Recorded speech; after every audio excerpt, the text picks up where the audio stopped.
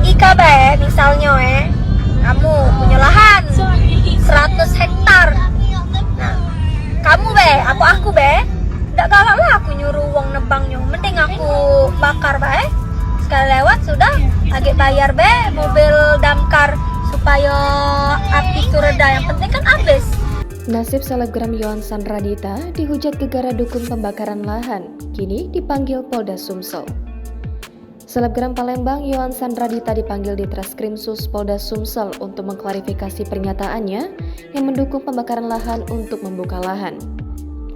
Diketahui selebgram Palembang Yohansan Radita kini menjadi sorotan netizen, bahkan ramai dihujat imbas video pendapatnya terkait pembakaran lahan dan kabut asap viral di sosial media.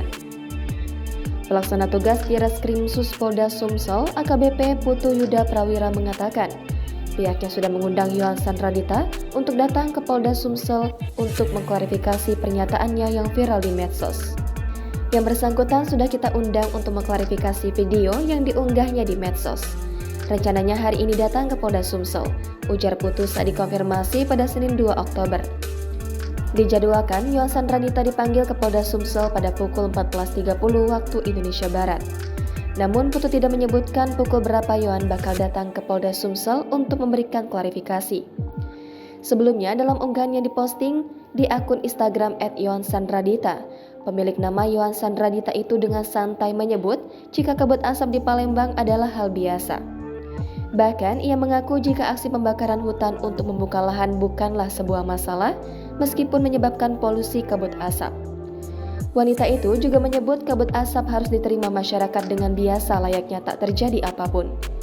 Tak cukup sampai di situ, dia juga menyebut terkait kondisi anak yang sesak nafas akibat kabut asap, maka cukup diberi masker dan makanan bergizi. Sejumlah netizen yang mengetahui hal tersebut sontak ramai memberikan komentar. Tak sedikit yang mengecam pernyataan sang wanita tentang kabut asap. Bahkan akun Instagram sang wanita @yohansanradita ramai dihujani berbagai hujatan oleh netizen. Jangan lupa subscribe, share, komen, dan like ya!